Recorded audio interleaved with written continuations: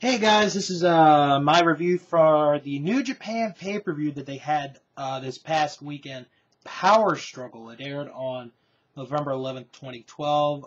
It was another internet pay-per-view for New Japan.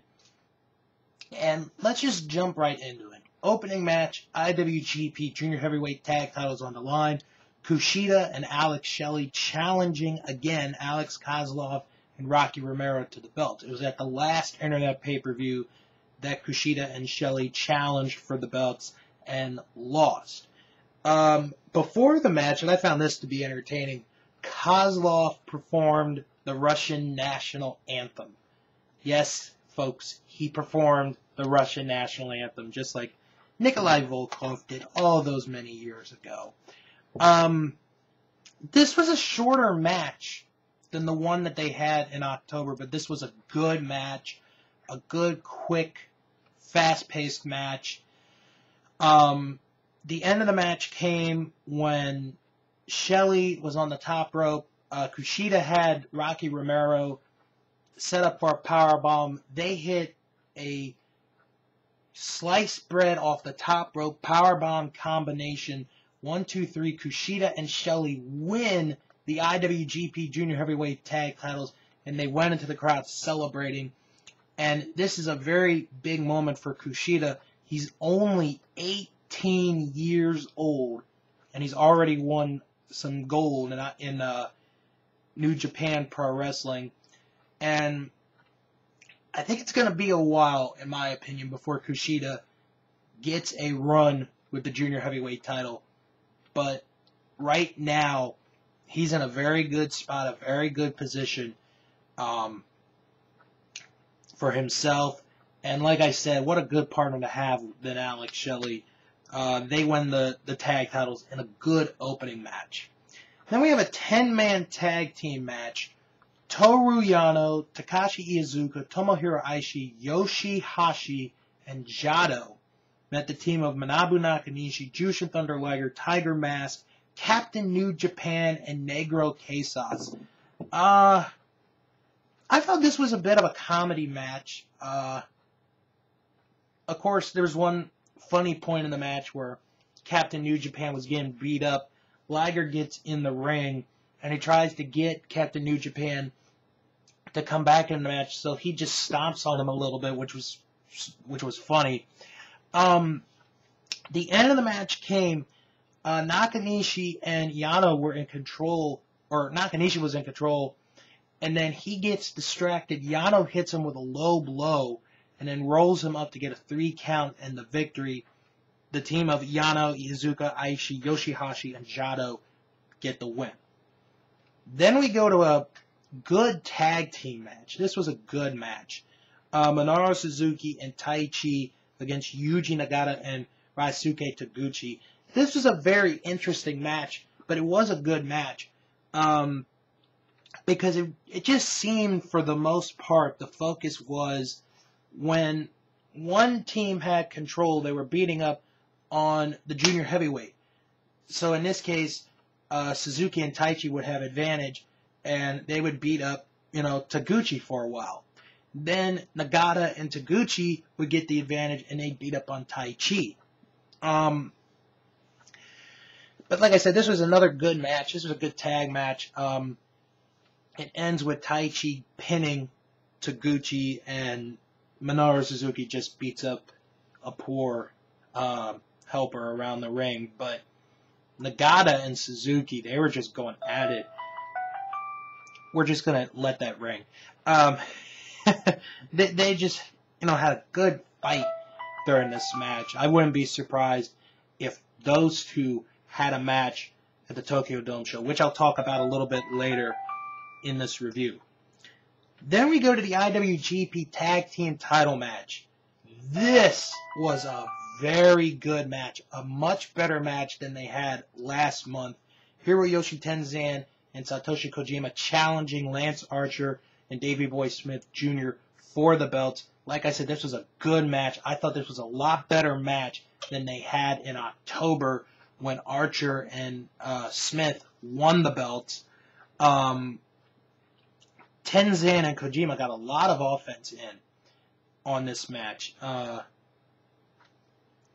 And this was a much more even match, more back and forth. Tenzan attempts a moonsault, misses. Archer hits a moonsault, which shocked the crap out of me because, he's like 6'9", 6'10", but he was only able to get a 2 count out of it. And then the end of the match was Archer and Smith getting that full Nelson powerbomb onto Tenzan, getting the 3 count and the victory. First successful title defense for Archer and Smith as the tag team champions. Then we go to another good match. Prince Devitt challenging Low Ki for the junior heavyweight title. This probably was my favorite match of the entire show because it combined high-flying ability, good mat wrestling, brawling, which you don't see a lot of in the junior heavyweight division of New Japan. It just was a wild match. Early in the bout, Low Ki was going to attempt to maybe do a double stomp off the top rope into the timekeeper's table, but Devitt throws this box that hits Low Ki, knocks him. I thought he was going to bleed, but he didn't. And then later, Devitt would attempt the same move, but Low Ki jumps right back up and knocks Devitt down, off the top rope. And then Devitt's stuck in a tree of woe. Low Ki's going for the double stomp, but Devitt gets himself right back up and he throws Low Ki off the top rope, or pushes Low Ki off the top rope. This was just an incredible match. 2 of the best junior heavyweights in the world. And the end of the match was a surprise to me because Low Ki was going for the Ki Crusher, and as he's about to hit it, Devitt reverses it into a small package. 1, 2, 3. Devitt wins and is the new junior heavyweight champion in just a very good match. And this was Low Ki's first title defense into his 3rd reign as junior heavyweight champion, and it's already over. But like I said, that's another one that I'm going to talk about momentarily, where these 2 are going to get involved in the Tokyo Dome show on January the 4th. So we come back from intermission, and they announce the teams for their tag league tournament that's going to take place, but I'm not going to talk about that in this review. Another rematch from their last show, Kazushi Sakuraba and Katsuyori Shibata against Toji Makabe and Wataru Inoue. This was a better match than last month. And this was, again, another shorter match. I'm not saying that the shorter matches were better, but it just felt better. It just felt like a very good match altogether. And the focal point of the story was Makabe and Sakuraba just going at it during the match, after the match, into the crowd. And this was just a good match all around. The end of the match came when Shibata, he had like 3 different, finishing holds on Inoue. He had a triangle choke. Inoue would try to get out, and then Shibata would reverse it into, an arm breaker, and then Inoue would reverse into that, and then Shibata would reverse it into a double, wrist lock, hammer lock type move. Referee had to stop the match. Shibata and Sakuraba got the win, but after the match, it was Sakuraba and Makabe who were brawling into the crowd. It had to take different wrestlers to pull them apart. It had to take Shibata to pull off Sakuraba. Makabe had to be held back by, some of the wrestlers that were around on the outside of the ring. And it was just a good brawl. It just sold you into that fight. And, that's a good brawl right there. Then we go to the number 1 contender match for the Tokyo Dome title shot. Hiroki Goto against Kazuchika Okada. This was an okay match. Okada just looks very good, and Goto was good. But I don't know, this one just didn't really get me into it that much. But they both went early in the beginning. for lariats. Okada, his finishing move is the Rainmaker. Goto was going for lariats early.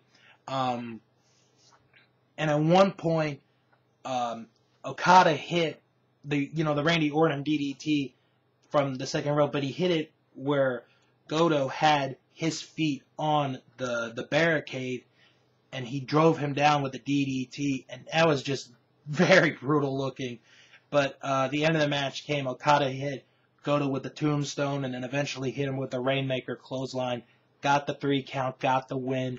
Still in possession of the contract for the title shot in the Tokyo Dome. Then we go to the IWGP Intercontinental title match.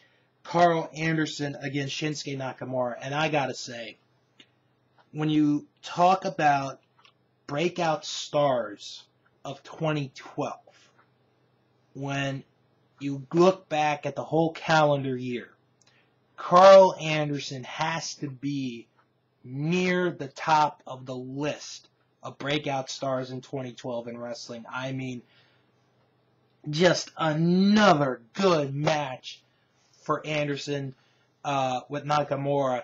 And there was a point, oh my God, I just was going crazy.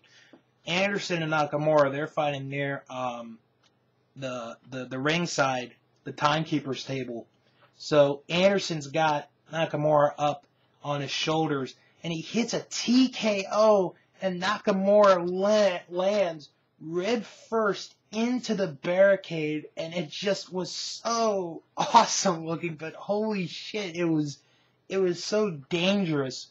And then later on, Nakamura would do a series of running kicks on the outside with Anderson on the apron, and it just was a hard battle. And then at the end, Nakamura would beat Anderson with the Bum IA, would get the 3 count, would successfully defend that belt. But after the match, he calls out Shibata, and basically those two now have a match set for the January 4th Tokyo Dome show. And then we go to the main event, Yujiro Takahashi against Hiroshi Tanahashi. I gotta admit, I felt a little bit disappointed. I thought this match would be really good. You got somebody in there like Takahashi who's really new into this kind of a situation, and I'm not putting the blame on him because you're, as a booker, you do what you're supposed to do. For some reason, I just did not go with this on the match, but Tanahashi did get the win with the high fly flow, would stay champion. Now, after the match and after the ceremony, and I do have to mention the ceremony real quick, because there's this one guy who gives Tanahashi this trophy. I swear he looked like the walking, living Asian corpse of Andy Warhol. It was just absolutely scary. Oh, God. I mean, it scared the crap out of me.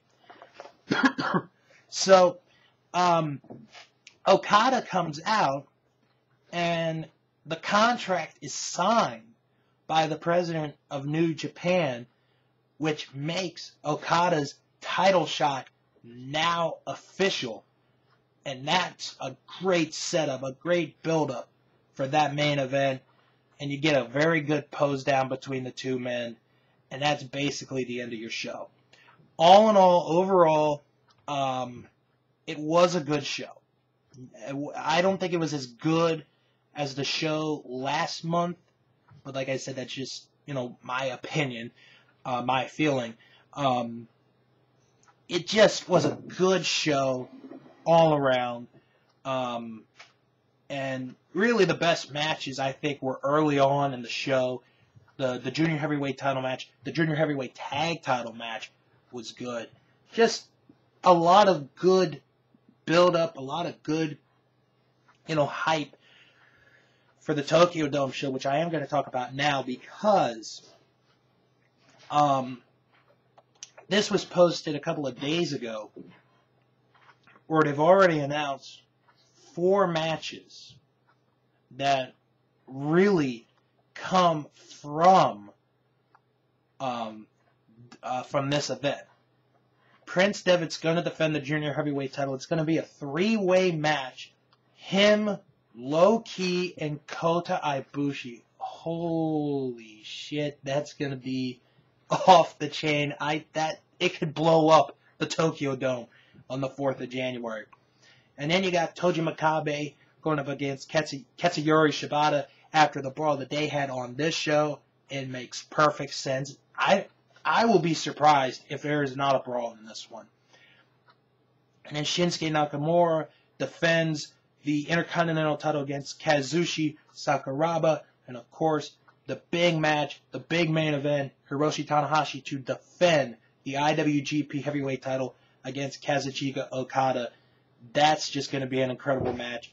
And Okada was the one who ended Tanahashi's year-long reign earlier this year as the heavyweight champion.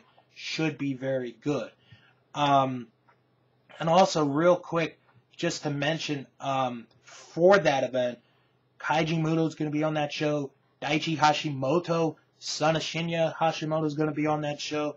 Plus, there are rumors going around that either the Triple Crown heavyweight title from All Japan Pro Wrestling and the GHC heavyweight title from Pro Wrestling Noah could be on the line. One of them could, or both of them could be defended on that show. It really is the first big show of the wrestling calendar year every year, and it looks like it's going to be a good card with those 4 matches I just mentioned right now set, and that will be the next internet pay-per-view for New Japan, and prices and all that will be available in the upcoming weeks. But all in all, I thought this was a good show.